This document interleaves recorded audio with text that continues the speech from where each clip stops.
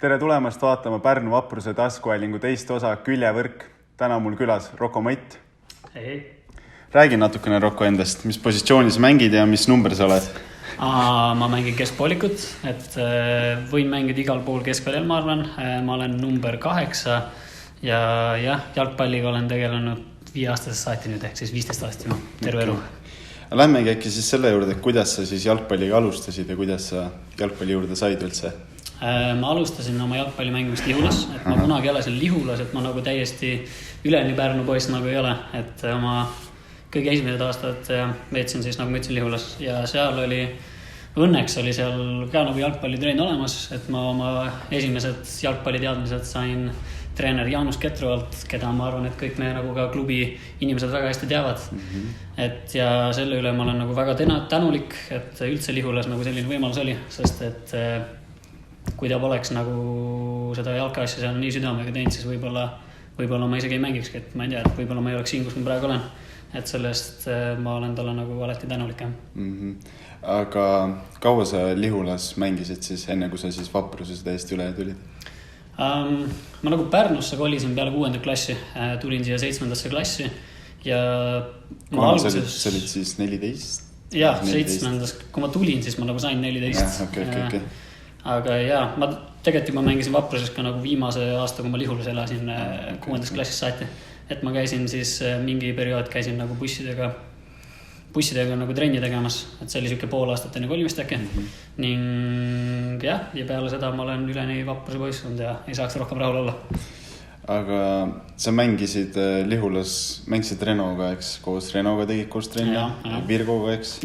Kuidas nendega oli, kas sul nagu lapsepõlvest on nendega mingi suuremaid mälestusi või?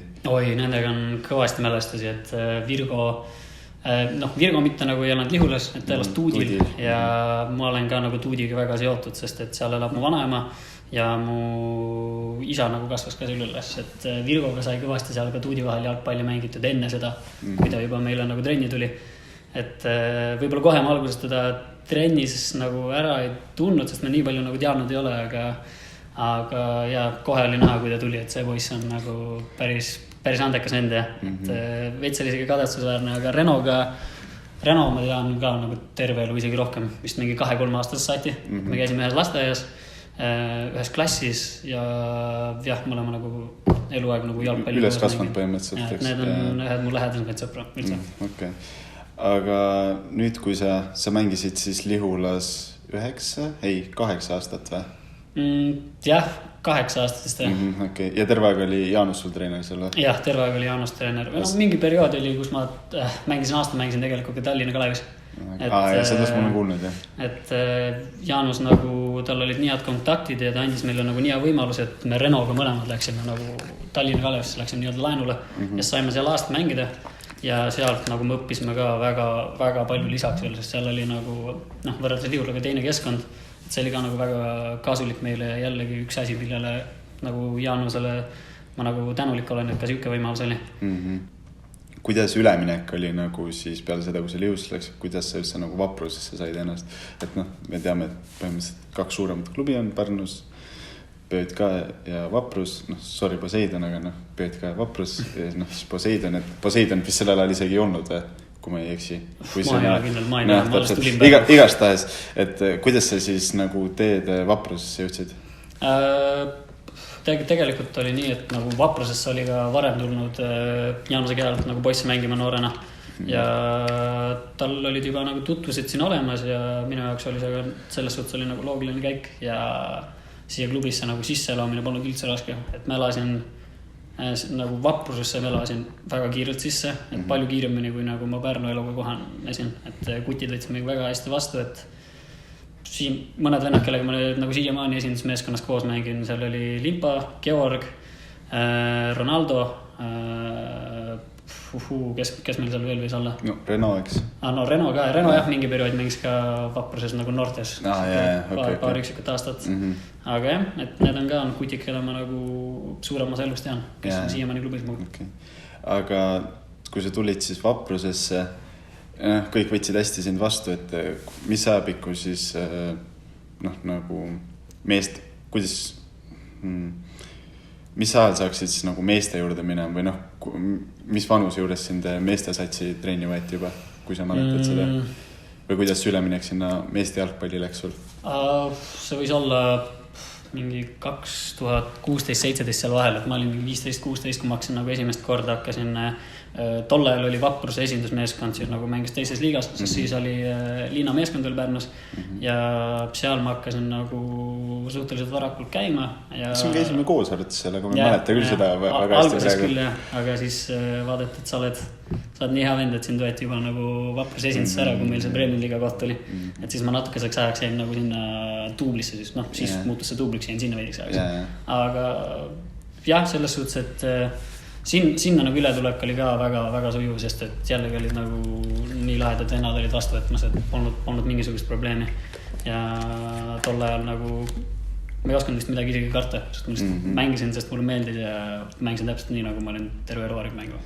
Aga Tuublis siis, Tuubel oli teises liigas, eks, ja siis lõpuks on nüüd jõudsid siis põhimõtteliselt esindusmeeskonda, mis oli siis juba 3-4 aastat tagasi, kui sind esindusmeeskonda võeti 3 vist. Et kuidas see üleminek oli, sest see on ikka küllaltki suur hüpe teises liigas minna Premium liiga jalgpalli, et kuidas see hüpe oli ja kuidas seal nagu vastu võeti?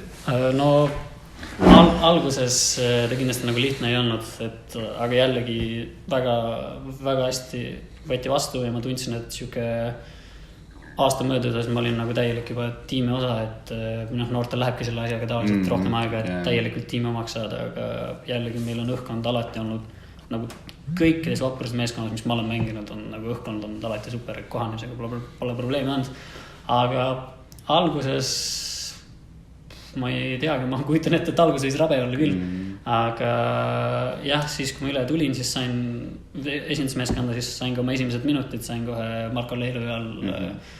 See oli siis 2017 aast. Jah, 2017 oli jah. Täpselt. Et jah, et esimesed minutid sain temal ja ma tundsin, et nagu Markoga mind nagu noore kohta päris palju nagu usaldas ka ja see andis nagu veel rohkem seda enesekindlust ja kõike juurde, et see esimene aasta ma arvan, et oli nagu päris edukas. Jah, okei. Aga ma ei tea, äkki mäletad, kuidas sul esimesed minutid olid või nagu, kas mäletad seda tunnet, kui et öelda, et sa tulid arvatavasti vahetusest või sa alustasid põhisse mängu? Ei alustanud põhisse, okay. Ma tulin vahetusest. Kuidas see tunne oli, kui öelda, et kuule davai, sa lähed nüüd mängu? No siis süda ikka täiega peksis selles suhtes, aga või alguses just hetked enne, kui ma nagu mängu sain, ma sain aru, et ma selle kõrval sooja teen, et davai, nüüd on sinu kord öeldi. Kelle vastu see see oli Infoneti vastu, kui ma ei eksi. Ja ma mäletan, see oli see mäng, kus Tumas Jan lõi üli ilusa värava vist kaugelt kuhugi ristnurka meile, et ma mõtlesin, et okei, see on nüüd Premium liiga. Aga alguses oli suht nagu närvesev, aga kui ma nagu esimesed sammud platsile tegin, siis veits nagu kadus ära, et tundsin ennast nagu suht koduselt. See ongi see, et enne mängu on siuke rabe see jalad platsile paned, siis nagu kõik kaob ära lihtsalt, et pea läheb tühjaks ja nagu olekski, et oledki sinna väljakul loodud põhimõtteliselt, et seda närve, seda ei ole enam põhimõtteliselt. Ma olen täiesti nõudnud. Aga noores peas peale siis nagu jalgpalli veel, oli sul nagu mingi hobisi veel või mingisi trenne, kus kohas sa käisid? Nagu Lihulas tegelikult trenni oli päris palju. Ma käisin trennides, ma käisin mingi periood, käisin Kreeka-Rooma maadluses. Kreeka-Rooma maadluses? Kaua seal käisid? Ma ei tea, ikka mõned aastad käisin ja mul on sealt ette näidata ainult 1 3. koha medal ja ju ma tundsin, et ma olen enda lae selles asjas nagu saavutanud ja tulingi jalka peal üle, aga siis Lihulas oli korvpall ja korvpalli esimene treener oli mul mu ema, et tervised Emsile siin ja siis ma veel vahepeal käisin saalihokis, rahvaste pallis ja nagu nendes sa nagu väga kaua ei käinud või ei, lihtsalt siuke paar korda? Et jalgpalli oli ikkagi põhirõhk ja ma käisin muusikakoolis ka. Mis sa muusikakooli sa õppisid? Ma õppisin gitarri. Kaua sa seda õppinud oled nüüd? Ma olen muusikakooli olen nagu täiesti lõpetanud, et siis kui ma tulin nagu Lihulast tulin Pärnu ka, siis läksin nagu Pärnu muusikakooli, läksin üle ja kui ma aus enda vastu olen, siis seal ma olin pigem olin nagu saamatu. Et mul lihtsalt pigem oli see, et mu jaoks oli alati oli nagu jalgpall nii palju olulisem et see, kui ma lõpuks hakkasin nagu muusika mängimist gitarri peal nagu nautima, see oli mu viimastel aastatel alles muusikakoolis, et siis peale seda ma isegi tegin ühe lisaaasta, võtsin endale juurde. Et jah, no ma aeg-ajalt ikka veel mängin, aga ma midagi seda ma olen kuulnud, see on hea, kui seda mängin. No ma midagi erilist ei ole, siuke lõkked, aga võib-olla paar lugu võin mängida, aga midagi erilist ei ole. Aga kuidas, 2017 said oma esimese minutid, aga kuidas see nagu areng sinu meelest endal nagu läinud on? Jah, räägin praegu, et kuidas sul endal areng nagu läinud on, et mis olid siis, võtamingi siis praegu 2017 kuni 2021 aastad, et mis oli äkki sinu jaoks kõige raskem aasta, mis oli kõige parem ja kuidas see areng on sul enda meelest läinud? Ma arvan, et minu jaoks kõige raskem aasta oli meie esimene aasta esiliigas. Et ma lootsin endalt nagu nii palju rohkem selle hooajaga ja et see oli nagu mentaalselt väga, väga, väga raske periood, nagu ma ütleks, et isegi esimene aasta esiliigas ja siis esimese pool aastat, kui me teise hooaja tegime esiliigas, et see oli nagu väga raske periood, et seal mu areng ma arvan, pigem just nagu mentaalselt tegi stopangu, et ma tundsin ja ma alati uskusin endasse, et nagu enesekindlust, aga mul lihtsalt nagu enesekindlust ei olnud. Ma nagu teadsin, et nagu mis ma teha suudan, aga kuidagi nagu ei väljendanud see. Aga nüüd ma olen väga rahul, et nüüd ma lõpuks tunnen, et kogu raske töö, mis ma olen teinud siin hooaegade vahel, hakkab nagu vilja kandma. Enesena tunnen väga hea. Super. Mul on täpselt sama asi oli mul endal 2019 aastal, et sa tead, et ma paar korda käisin mõtted, et lõpetaks jalgpalli ära, kas mentaalselt oli nii raske, nagu sa ise ütlesid, et ootsid endalt nii palju rohkem ja siis kui sa ei saa nagu mänguminuteid, siis enesekindlus ja kõik hakkab ära kaduma ja siis sa tunnedki, et nagu mis ma siis nagu teen, et see on tõesti väga raske. Aga praegune olukord siis klubis ja tiimis ja võtame siis alguses klubi, et me pigem just võtame tiimi, et kuidas sa nagu tiimi sisekliimaga oled rahul, et kas on selle aasta tiim on sinu meelest parem kui nagu eelmise aasta, just nagu sisekliima poolest ja nagu siis näiteks, ma ei tea, sügavuse poolest või mis iganes. Meie meeskond on see aasta nagu minu arust kõige parem, mis ta nagu üldse olnud on. Et nii nagu meeskonna kvaliteedi poolest, sisekliima, kõik on nagu tipp-top, õhkkond on nii lahe, nagu sa tuled trenni naerusuvil, sa oled trennist ära naerusuvil, sa tunned, et sa naudid siin kuttidega nagu ühes riietusruumis olla ja ühte sama asja teha ja see aasta ma tunnen ka, et me oleme kõik nagu palju enesekindlamad ka, et ma tean, et ma saan nagu neid vendi, kes mu kõrval on, ma saan usaldada, et ükskõik, kes meist läheb platsile, siis nagu alati annab 100% ja et see on nagu jõle hea asi, et sa saad kellegi peale alati loota, et me oleme kõik nagu ühe eesmärgi jaoks nagu väljas hetkel ja see on lihtsalt hetkel naudin täiega siin meeskonnas olemist. See on ainult super, aga kuidas nagu sa oled jälle 4 aastat peaaegu esindusmeeskonnas olnud, et kuidas sa nagu klubi siis arenguga rahul oled jäänud või muidugi sa ei vaata seda pidevalt nii hullult, aga mingid asjad on ikka silma jäänud, mis nagu klubiga seoses on paremaks läinud ja fännidega ja klubi on ka nagu iga aastaga järjest nagu paremaks nagu ma tunnengi, et kogu klubi meeskond, kõik me oleme nagu järjest oleme nagu läheb ühes liinis nagu ülespoole, et nagu iga aasta järjest rohkem rahul, et väga nagu professionaalne tunne on mängida praegu Pärnus jalgpalli, ma arvan, et praegu on nagu Pärnus jalgpalli mängimiseks on kõige parem aeg üldse ja just eriti Vapruses, sest et Vaprus on Pärnu esindusklubi ja ma arvan, et nagu kõik see professionaalne esinduslik ploon on väga, väga tipp-top, et meil on hästi palju lahedaid projekte, kõik nagu mängukorraldused, meil fännid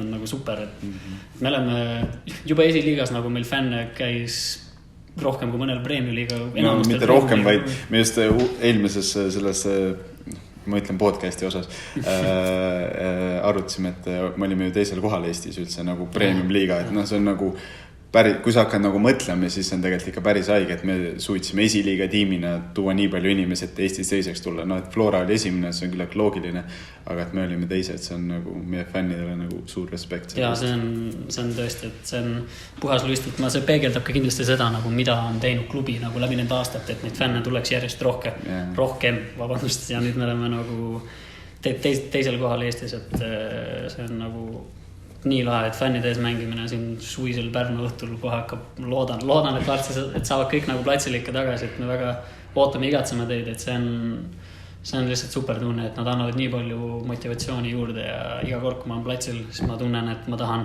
just nimelt nagu eelkõige fännidele anda nagu kõige rohkem tagasi. Nad on võtnud aega oma päevadest, tulnud meid vaatama ja elavad meile kaasa.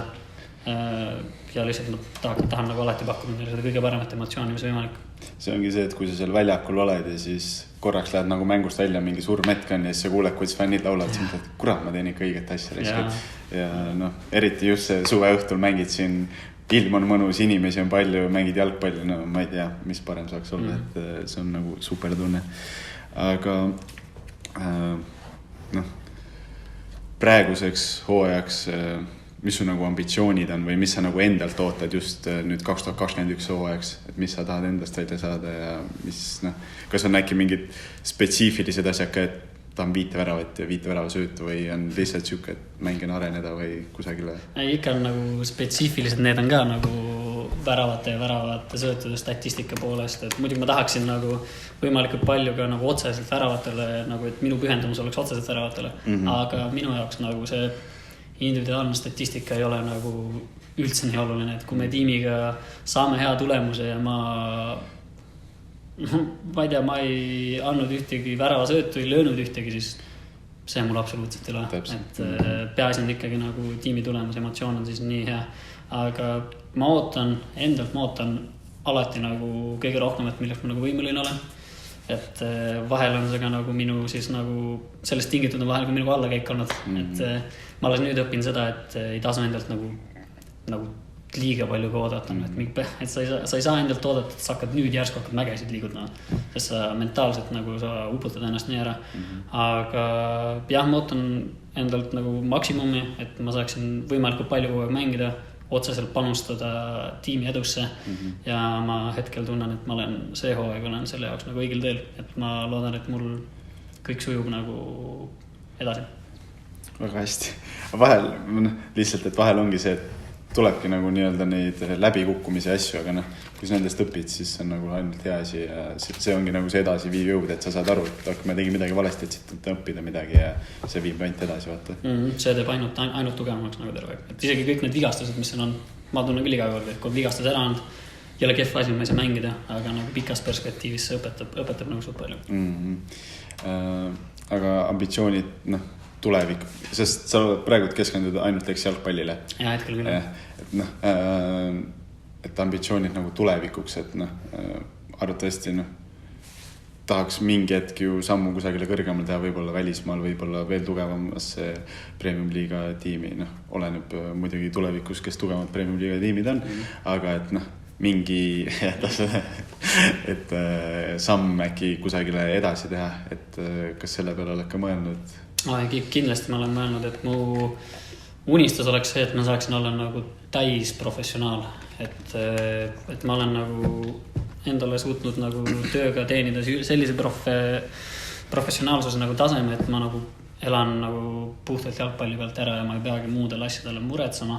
Et aga see on see, mis ma tulevikus nagu loodan saavutada, et muidugi ma tahaks ka kunagi, kui võimalik on, tahaks ikka piiri taga ära käia ja need on need unistused, mis veel nagu igal noorel jalgpalluril, ma arvan, on, et tahaks nagu ikkagi rahvuskoondist tahaks ka ikkagi mingi hetk ikkagi esindada, aga see on, nagu ma ütlesin, see on tulevik, et hetkel ma nagu selle peale mõtlen. Hetkel ma mõtlen selle peale, et mis on mul praegusel aja hetkel, kus ma olen ja et ma sellest võtaks alati maksimumi, sest et kui ma praegusest nagu hetkest võtan alati maksimumi, siis küll tulevad ka nagu minu tulevikus olla. Teed tuleviku nagu eest töö ära põhimõtteliselt, et praegu maksimumi võtad väga hästi öelda.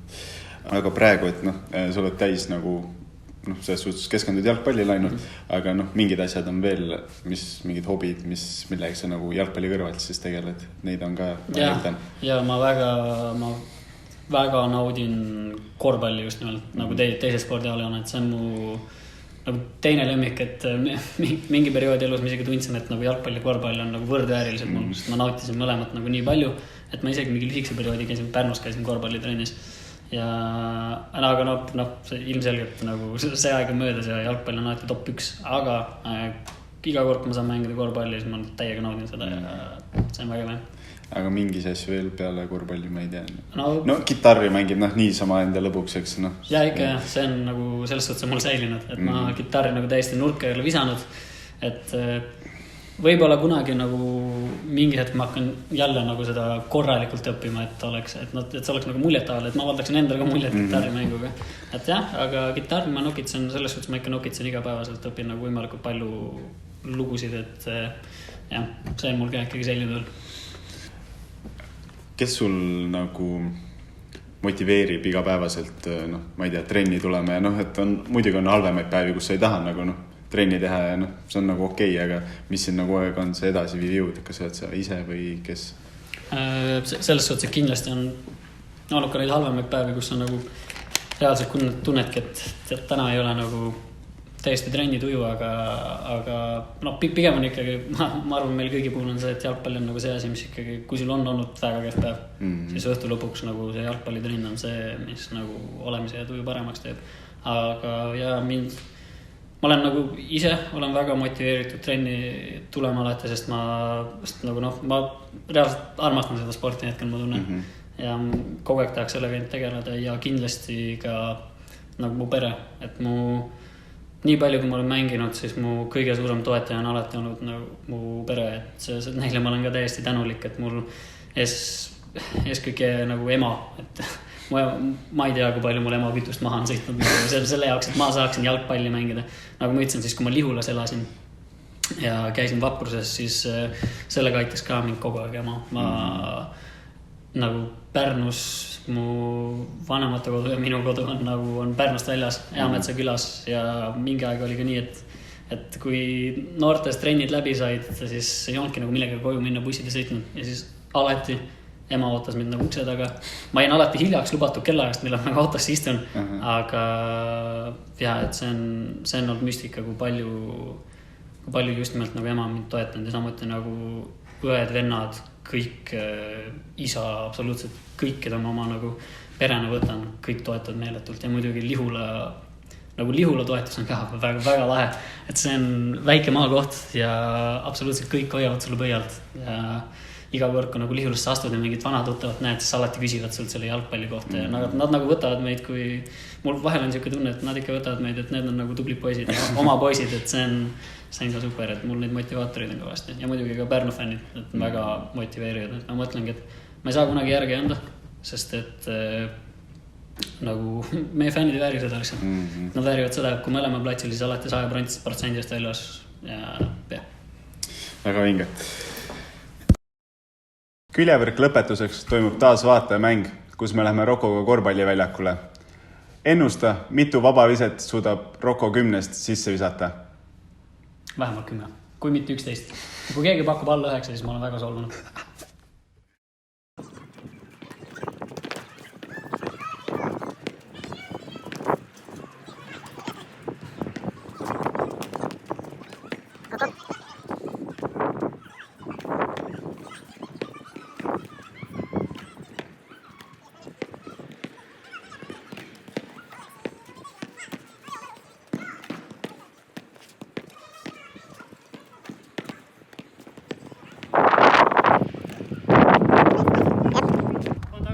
No pane tagurpidi.